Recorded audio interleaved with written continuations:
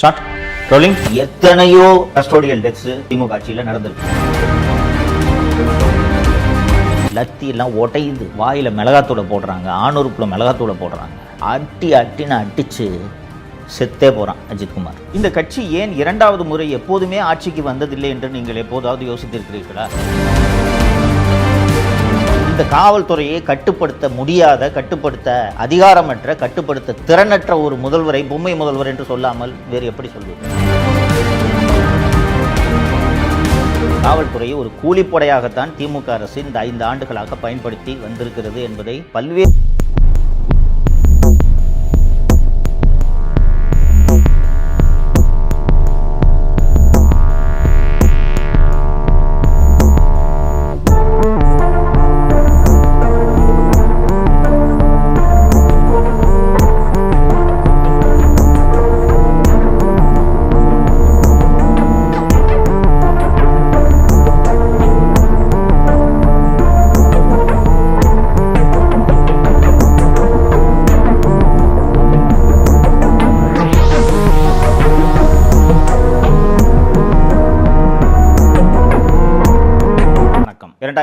சட்டப்பேரவை தேர்தலை பற்றி நாம் தொடர்ந்து விவாதித்துக் கொண்டிருக்கிறோம். ஏன் விவாதிக்க வேண்டும்? திமுக என்ற தீய சக்தி தப்பித்தவறி கூட ஆட்சிக்கு வந்துவிடக்கூடாது என்பதில் தமிழகத்தின் வாக்காளர் பெருமக்கள் அத்தனை பேரும் கவனமாக இருக்க வேண்டும். அதனால் கடந்த 5 ஆண்டு கால ஆட்சியில் நடந்த அவலங்களை தொடர்ந்து மீண்டும் மீண்டும் உங்களுக்கு நினைவுபடுத்துவதற்காகத்தான் உங்களோடு நான் உரையாடி கொண்டிருக்கிறேன். தோழர்களே, 1949 திராவிட முன்னேற்ற கழகம் தொடங்கப்பட்டது. பவள விழா கொண்டாடி கொண்டிருக்கிறது அந்த கட்சி. 75 ஆண்டு ஆகிவிட்டது. இந்த கட்சி ஏன் இரண்டாவது முறை எப்போதுமே ஆட்சிக்கு வந்ததில்லை என்று நீங்கள் எப்போதாவது யோசித்திருக்கிறீர்களா?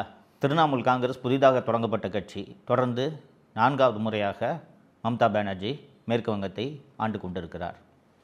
பிஜேபி பல மாநிலங்களில் மீண்டும் மீண்டும் ஆட்சிக்கு வந்து கொண்டிருக்கிறது. அண்ணா திராவிட முன்னேற்ற கழகம் 2011 மற்றும் 2016 ஆகிய 2 தேர்தல்களிலும் மாபெரும் வெற்றி பெற்று தொடர்ந்து தமிழகத்தை 10 ஆண்டுகள் ஆட்சி செய்தது. ஆனால் இந்த திமுக மட்டும் ஏன் ஒரு தேர்தலில் கூட, ஒரு ஆட்சி முடிந்த பிறகு இரண்டாவது முறை ஏன் அவர்கள் ஆட்சிக்கு வருவதில்லை என்பதை யோசித்திருக்கிறீர்களா? என்ன காரணம்னா, ஆட்சிக்கு வந்ததும் இவர்களுக்கு ஏற்படக்கூடிய இந்த அகம்பாவம் என்பது நினைத்து பார்க்கவே முடியாது. அவ்வளவு அராஜகத்தில் ஈடுபடுவார்கள். இதனால்தான் 96 வெற்றி பெற்று ஆட்சி அமைத்தார்கள். 2001 மிகப்பெரிய தோல்வியை அடைந்தார்கள். 2006 ஆட்சி அமைத்தார்கள். 2011 எதிர்க்கட்சி அந்தஸ்தை கூட பிடிக்க முடியாத அளவுக்கு மாபெரும் தோல்வியை சந்தித்தார்கள். அதுபோன்ற ஒரு அராஜக ஆட்சி தான் 2021 முதல் இப்போது வரை நடந்து கொண்டிருக்கிறது.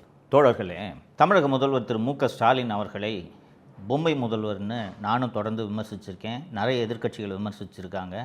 எதிர்க்கட்சி தலைவர் திரு எடப்பாடி பழனிசாமி அவர்கள் பல்வேறு பொதுக்கூட்டங்களில் அவரை பொம்மை முதல்வர் என்று தான் அழைக்கிறார். ஏன் பொம்மை முதல்வர் என்ற பெயர் அவருக்கு வந்தது என்பதை நீங்கள் தெரிந்து கொள்ள வேண்டும். ரொம்ப முக்கியம் அது. தோழர்களே, 19 ஏப்ரல் 2022 அன்று சென்னை செக்ரட்டரியேட் காலனி போலீஸ் ஸ்டேஷனில் ஒரு கஸ்டோடியல் டெத்து நடக்குது. விக்னேஷ் என்கிற விக்னா, சுரேஷ் என்கிற ஜொல்லு சுரேஷ், இவங்க 2 பேரையும் சந்தேகத்தின் அடிப்படையில் இரவு ரோந்தில் இருக்கக்கூடிய காவலர்கள் ஸ்டேஷனுக்கு கூட்டிகிட்டு போகிறாங்க. இந்த விக்னேஷ் என்கிற விக்னா யாருன்னு பார்த்தீங்கன்னா, பீச்சில் குதிரை ஓட்டுறவன். பீச்சில் இந்த போனீங்கன்னா அந்த குழந்தைங்களெல்லாம் குதிரையில் ஒரு ரவுண்டு அடிச்சுட்டு வருவாங்கள்ல, அந்த வேலை செய்கிறவன். அப்போ எவ்வளோ ஏழையாக இருந்திருப்பான். அவனை கூட்டிகிட்டு போகிறாங்க ஸ்டேஷனுக்கு. காலையில் இந்த விக்னேஷ் என்கிற விக்னா இறந்துடுறான். அப்போது சென்னை மாநகர ஆணையராக திரு சங்கர்ஜிவால் அவர்கள் இருக்கிறார். இறந்த உடனே எல்லா ஊடகங்களும் இந்த செய்தியை கவர் பண்ணல. இந்த நியூஸை மூடி மறைப்பதற்கு காவல்துறை கடுமையான முயற்சி செய்தது. பத்திரிகையாளர் திரு ஷபீர் மற்றும் சவுக்கு மீடியா இந்த விஷயத்தை வெளியில் எடுத்து, இது இந்த மாதிரி கஸ்டோடியல் டெத்து, போலீஸ் அடித்து கொண்டு இருக்காங்க அப்படின்ற இந்த விஷயத்தை சமூக வலைத்தளங்கள் மூலமாக பரவுகிறது. அப்போது சட்டப்பேரவை நடந்து கொண்டிருக்கிறது. சட்டப்பேரவையில் எதிர்க்கட்சி தலைவர் திரு எடப்பாடி பழனிசாமி அவர்கள் இதை பேரவையில் எழுப்புறாரு, சிறப்பு விவாதமாக எழுப்புறாரு. இந்த மாதிரிங்க செக்ரட்டரியேட் காலனியில் ஒருத்தரை அடித்து கொண்டுட்டதாக சொல்கிறாங்க அப்படின்னு சொன்ன உடனே முதலமைச்சர் சட்டப்பேரவையிலேயே பதில் சொல்கிறார். முதலமைச்சர் அல்லது எந்த துறை அமைச்சர்களாக இருந்தாலும் இந்த மாதிரியான விஷயங்களுக்கு பதில் சொல்லும்போது யார் அந்த பதிலை தயாரித்து கொடுப்பார்கள் என்றால் சம்பந்தப்பட்ட துறையின் அதிகாரிகள் தயாரித்து கொடுப்பார்கள். இந்த விஷயத்தில் அப்போது சென்னை மாநகர காவல்துறை ஆணையராக இருந்த திரு சங்கர் ஜிவால் அவர்கள் ஒரு அறிக்கையை தயாரித்து கொடுக்கிறார். என்னென்னா, இந்த 2 பேரையும் சந்தேகத்தின் அடிப்படையில் கூட்டிகிட்டு வந்து நைட்டு லாக்கப்பில் வச்சுருந்தோம். காலையில் டிஃபன் வாங்கி கொடுத்தோம். வயிற்று வலிக்குதுன்னு சொன்னான் இந்த விக்னேஷ். அவனை வயிற்று வலின்னு சொன்ன உடனே உடனடியாக பக்கத்தில் இருக்கிற மருத்துவமனைக்கு கூட்டிகிட்டு போனால் அங்கே போனால் இறந்துட்டான்னு சொல்லிட்டாங்க என்று சொல்கிறார். காலை உணவு சாப்பிட்ட பின் விக்னேஷுக்கு திடீரென்று வாந்தி வலிப்பு வந்திருக்கிறது. உடனே அருகில் இருக்கக்கூடிய தனியார் மருத்துவமனைக்கு அவரை கொண்டு சென்றிருக்கிறார்கள். அங்கிருந்து மேல் சிகிச்சைக்காக கீழ்ப்பாக்கம் அரசு மருத்துவமனைக்கு கொண்டு செல்லப்பட்டிருக்கிறார். ஆனால் அங்கு அவரை பரிசோதித்த மருத்துவர்கள் அவர் இறந்த நிலையில் கொண்டு வரப்பட்டதை தெரிவிச்சிருக்கிறார். இறந்து போன அந்த விக்னேஷோட உடல் அரசு மருத்துவர்களால் போஸ்ட்மார்ட்டம் உடற்கூராய்வு செய்யப்படுகிறது. அந்த உடற்கூராய்வில் உடம்பு முழுக்க காயம் இருக்கிறது என்று மருத்துவர்கள் சான்றிதழ் அளிக்கிறார்கள். 13 காயங்கள், லத்தியாலும் மற்ற ஆயுதங்களாலும் அடித்ததற்கான 13 காயங்கள் இருக்கிறது என்று அரசு மருத்துவர்கள் அறிக்கை கொடுத்து விடுகிறார்கள். அதை மூடி மறைக்க முடியாதுல்ல, ஏன்னா போஸ்ட்மார்ட்டம் வீடியோ எடுப்பாங்க, அதனால் மூடி மறைக்க முடியாது. இருக்கிறத டாக்டர்ஸ் கொடுத்துட்டாங்க. மறுநாள் அசெம்பிளியில் திருப்பி படிக்கிறார் முதல்வர். 2 நாள் கூட கேப் இல்லை, மறுநாள் இது போல் விக்னேஷோட உடலை உடற்கூராய்வு செய்தோம். அந்த உடற்கூராய்வில் 13 காயங்கள் இருந்ததுன்னு தெரிய வந்துச்சு. நான் உடனே சிபிசிஐடி விசாரணைக்கு உத்தரவிட்டுட்டேன். என்னுடைய ஆட்சியில் காவல்துறை இப்படி அத்துமீறுவதை நான் அனுமதிக்க மாட்டேன் அப்படின்னு 2 நாள் கழித்து இதே முதல்வர் அசெம்பிளியில் சொல்கிறாரு. 1 வாரம் 10 நாள் கூட இல்லை, மறுநாளே. ஆகவே விக்னேஷ் மரணம் தொடர்பாக சட்டப்படியான அனைத்து நடவடிக்கைகளையும் முறையாக அரசு எடுத்து வருகிறது என்பதை இந்த மாமன்றத்திற்கு நான் தெரிவித்துக் கொள்கிறேன். தோழர்களே, மு.க. ஸ்டாலின் ஒரு சீஃப் மினிஸ்டர் இல்லைங்களா? அவர் தான் தமிழ்நாட்டில் அதிகாரம் பொருந்திய ஒரு நபர். யார் என்றால் தமிழகத்தின் முதலமைச்சர். அந்த முதலமைச்சரை அசெம்பிளியில் கஸ்டோடியல் டெத்தே நடக்கலைன்னு சொல்லிட்டு ஒரு போலீஸ் ஆஃபீஸர் பொய் சொல்ல வச்சுருக்காருன்னா முதலமைச்சருக்கு அந்த அதிகாரி மேலே எவ்வளோ கோபம் வரணும். செல்வி ஜெயலலிதா முதலமைச்சராக இருந்து இது போல் தவறான தகவல் அசெம்பிளியில் சொல்லியிருந்தா அந்த அதிகாரி என்ன கதிக்கு ஆளாயிருப்பார்னு யோசிச்சு பாருங்கள். ஜெயலலிதா அவர்கள் கடுமையான நடவடிக்கையை எடுப்பார் என்பதால் தான் அதிகாரிகள் அவ்வளவு கவனமாக பயத்தோடு வேலை செய்வார்கள். அந்த சிபிசிஐடி விசாரணைக்கு போன பிறகு செக்ரட்டரியேட் காலனி போலீஸ் ஸ்டேஷனில் இருக்க சிசிடிவி எல்லாம் வாங்கி ஆய்வு பண்ணி பார்த்தா சிசிடிவிக்கு கீழே வச்சு அடிச்சிருக்காங்க இந்த விக்னேஷை. அப்போ இதற்கெல்லாம் இவ்வளவு ஆதாரம் இருந்தும் காவல்துறை அந்த விக்னேஷை அடித்து கொல்லலைன்ட்டு ஒரு அதிகாரி பொய்யா ஒரு அறிக்கை கொடுக்குறாரு. இதை போய் என்னை அசெம்பிளியில் வாசிக்க வச்சுட்டியே, சட்டப்பேரவையில் படிப்பது வரலாற்று ஆவணம், ஒரு முதலமைச்சரான என்னை பொய் சொல்ல வைத்து விட்டாயே என்று அந்த சங்கர் ஜிவால் மேலே எவ்வளவு கோபம் வந்திருக்கணும் மு.க. ஸ்டாலினுக்கு. ஆனால் கூச்சமே இல்லாமல் 2 நாள் கழித்து பாருங்கள், நான் சிபிசிஐடி விசாரணைக்கு உத்தரவிட்டு விட்டேன் என்று ஒரு அறிக்கையை படித்துவிட்டு சிபிசிஐடி விசாரணைக்கு அதை மாற்றிவிட்டார்கள். அந்த சங்கர் ஜிவாலை தண்டிச்சிருக்கணுமா இல்லையா? சஸ்பெண்ட் பண்ணியிருக்கணுமா இல்லையா? சங்கர் ஜிவால் மீது துறை ரீதியான நடவடிக்கை எடுத்தது. இனி இது போல தவறான தகவலை எந்த அதிகாரியும் முதலமைச்சருக்கு தரக்கூடாது என்ற உதாரணத்தை 2022ஆம் ஆண்டே முதலமைச்சர் திரு ஸ்டாலின் அவர்கள் ஏற்படுத்தி இருக்க வேண்டும் இல்லைங்களா?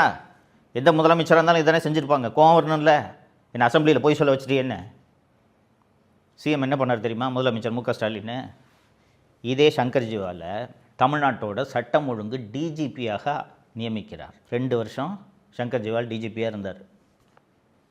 2 வருஷம் முடிஞ்சு சங்கர் ஜிவால் டிஜிபி பதவி எல்லாம் இருந்து முடிந்த பிறகு அதற்கு பிறகு அவருக்கு ரிவார்டு, அதான் முக்கியம். டிஜிபியாக இருந்து ஓய்வு பெற்ற திரு சங்கர் ஜிவால் அவர்களுக்கு டிஜிபி அந்தஸ்துக்கு குறையாத தீயணைப்புத்துறை ஆணையர் என்ற பதவியை வழங்கி அந்த பதவியில் திரு சங்கர் ஜிவால் அவர்கள் இப்போது செயல்பட்டு கொண்டிருக்கிறார். இது ஒரே ஒரு விக்னேஷ் என்கிற விக்னா அடித்து கொல்லப்பட்ட சம்பவமாக நாம் இதை பார்க்கக்கூடாது. அண்ணா திராவிட முன்னேற்ற கழக ஆட்சியில் தூத்துக்குடியில் பென்னிக்ஸ் மற்றும் ஜெயராஜ் ஆகியோர் கோவிட் காலத்தில் அந்த சாத்தான்குளம் காவல் நிலையத்தில் வைத்து அந்த காவல் நிலையத்தை சேர்ந்தவர்களால் அடித்தே ஒரு தந்தையும் மகனும் கொல்லப்பட்டார்கள். தந்தை முன்பு மகன் அடிக்கப்பட்டார், கடுமையான சித்திரவதைக்கு ஆளாகி கொல்லப்பட்டார். அப்போது இருந்த அண்ணா திராவிட முன்னேற்ற கழக அரசு செய்தது என்ன தெரியுமா? சிபிசிஐடிக்கு அன்னைக்கே மாற்றிட்டாங்க. அந்த விசாரணையை மாற்றினதோடு அல்லாமல் சிபிஐ விசாரணைக்கு எங்களுக்கு ஆட்சேபனை இல்லை என்று தெரிவித்தார்கள். சிபிசிஐடி விசாரணையிலிருந்து சிபிஐ விசாரணைக்கு அது செல்வதற்கு முன்பாக சிபிசிஐடி போலீசாரே சாத்தான்குளம் காவல் நிலையத்தில் அந்த தாக்குதலில் ஈடுபட்டவர்களை கைது செய்தார்கள். எடப்பாடி பழனிசாமி அவர்கள் ஆட்சியில் இது நடந்தது, கைது செய்தார்கள். அப்போது இதை எவ்வளவு பெரிய இஷ்யூவாக திமுக கையில் எடுத்தது தெரியுமா? மிகப்பெரிய போராட்டத்தை செஞ்சாங்க. திமுக எம்பி கனிமொழி அந்த வீட்டிலே போய் உட்காந்துக்கிட்டாரு. முதலமைச்சர் ஸ்டாலின் போனார், உதயநிதி போனார், அத்தனை பேரும் போனாங்க. அப்போ உங்கள் ஆட்சியில் இப்படி நடக்குது, நீங்கள் எவ்வளவு கடுமையான நடவடிக்கை எடுக்க வேண்டும். அதற்கு பிறகு எத்தனையோ கஸ்டோடியல் டெத்ஸு திமுக ஆட்சியில் நடந்திருக்கு. 27 ஜூன் 2025 சிவகங்கை மாவட்டம். அங்கே ஒரு பத்திரகாளி கோயில் இருக்குது. அந்த கோவிலுக்கு செக்யூரிட்டியாக ஒருத்தன் இருக்கான், அஜித்குமார் அந்த பையன் பேர். அந்த கோவிலுக்கு தனது தாயோடு சாமி கும்பிட வர்ற நிக்கிதா என்ற பெண்ணு பக்கத்தில் இருக்க போலீஸ் ஸ்டேஷனில் போய் இந்த மாதிரி என் காரை பார்க் பண்ணுறதுக்கு அந்த பையன்ட்ட அந்த செக்யூரிட்டியாக இருந்தவன்ட்ட கொடுத்தேன். அந்த பையன் அது உள்ளே இருந்த நகையை திருடிட்டான். நகை எப்போ திருட்டு போச்சுன்றது எங்களுக்கு தெரியும். நான் போகிற வழியில் நான் காரை நிறுத்தி செக் பண்ணேன். செக் பண்ணும்போது என் நகை காணா போச்சுன்றது எனக்கு தெரிய வந்துச்சுன்னு போய் போலீஸ் ஸ்டேஷனில் கம்ப்ளைண்ட் கொடுக்குறாங்க. அந்த புகார் உண்மையாக கூட இருக்கலாம். ஃபஸ்ட்டு வேலை என்ன? எஃப்ஐஆர் பண்ணுமா இல்லையா? எஃப்ஐஆர் கூட பதிவு செய்யாமல் காவல் நிலையத்தைச் சேர்ந்த மானாமதுரை சப்டிவிஷன் டிஎஸ்பியாக இருந்த திரு சண்முகசுந்தரம் அவர்களோட ஸ்பெஷல் டீம் எந்த ஸ்பெஷல் டீமாக இருந்தாலும் ஒரு சப் இன்ஸ்பெக்டர் கீழே தான் ஸ்பெஷல் டீம் இயங்கும். அன்றைக்கி sub inspector leave. Sub inspector கூட இல்லாமல் 5 காவலர்கள் மட்டும் சேர்ந்து எஃப்ஐஆர் கூட இல்லாமல் அந்த அஜித்குமாரை கூட்டிகிட்டு போய் கோயிலே வச்சு அடிக்கிறாங்க. லத்தியெல்லாம் உடையுது. வாயில் மிளகாத்தூளை போடுறாங்க, ஆணுறுப்பில் மிளகாத்தூளை போடுறாங்க. அட்டின்னு அடித்து செத்தே போகிறான் அஜித்குமார். அண்ணா திராவிட முன்னேற்ற கழகம் தான் இந்த வழக்கை சிபிஐ விசாரணைக்கு மாற்ற வேண்டும் என்று மதுரை உயர்நீதிமன்ற கிளையில் வழக்கு தொடுத்து உயர்நீதிமன்றம் இதை சிபிஐ விசாரணைக்கு மாற்ற வேண்டும் என்று உத்தரவிட்டது. அதற்கு பிறகு சம்பந்தப்பட்ட காவலர்கள் எல்லாம் கைது செய்யப்பட்டு சிபிஐ முதல் கட்ட குற்றப்பத்திரிகை தாக்கல் செய்திருக்கிறது. அடுத்து இப்போது சிபிஐ கடைசியாக தாக்கல் செய்த அறிக்கையில் நகையே காணா போல, நிகிதா கொடுத்த கம்ப்ளைண்ட் போய் கம்ப்ளைண்ட்டுன்னு தெரிய வந்துருச்சுன்ட்டு சிபிஐ விசாரணை அறிக்கையில் தெரிவிச்சிருச்சு. தோழர்களே, திமுக ஆட்சியினாலே அராஜகம்ன்ட்டு நான் தொடக்கத்தில் சொன்னேன். திமுகவினரை தவிர காவல்துறையினரும் எப்படிப்பட்ட அராஜகங்களில் ஈடுபடுகிறார்கள் பார்த்தீர்களா? நான் இப்போ சொன்னது விக்னேஷ் என்கிற விக்னா மற்றும் அஜித்குமார் ஆகியோர் இந்த 2 விவகாரங்களையும் ஒரு உதாரணத்துக்காக சொன்னேன். இது போல் பல்வேறு கஸ்டோடியல் டெத்ஸு இந்த 5 ஆண்டுகளில் நடந்திருக்கிறது. இது போல் சம்பவங்கள்லாம் நடக்குது.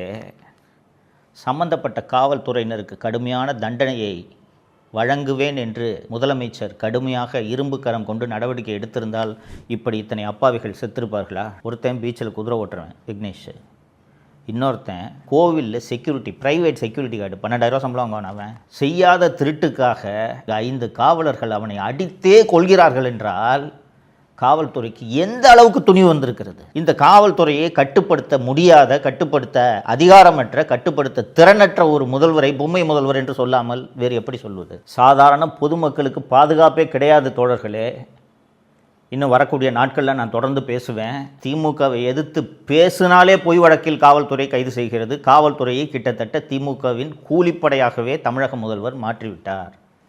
ஏன்னா எந்த காவல்துறை அதிகாரி மீதும் நடவடிக்கை எடுப்பதில்லை அப்படின்றத பல்வேறு சம்பவங்களில் நாம் பார்த்துருக்கோம். இந்த சம்பவங்களும் உதாரணம். அதனால் சாதாரண பொதுமக்களுக்கு பாதுகாப்பு இல்லாமல் எதிர்த்து குரல் கொடுப்பவர்களை காவல்துறையை வைத்து வேட்டையாடி காவல்துறையை ஒரு கூலிப்படையாகத்தான் திமுக அரசு இந்த 5 ஆண்டுகளாக பயன்படுத்தி வந்திருக்கிறது என்பதை பல்வேறு சம்பவங்களில் நீங்களே பார்த்திருப்பீர்கள். இப்போது இந்த ஆட்சி மீண்டும் தொடர்ந்தால் காவல்துறை மக்களுக்கு பாதுகாப்பு தர வேண்டும்.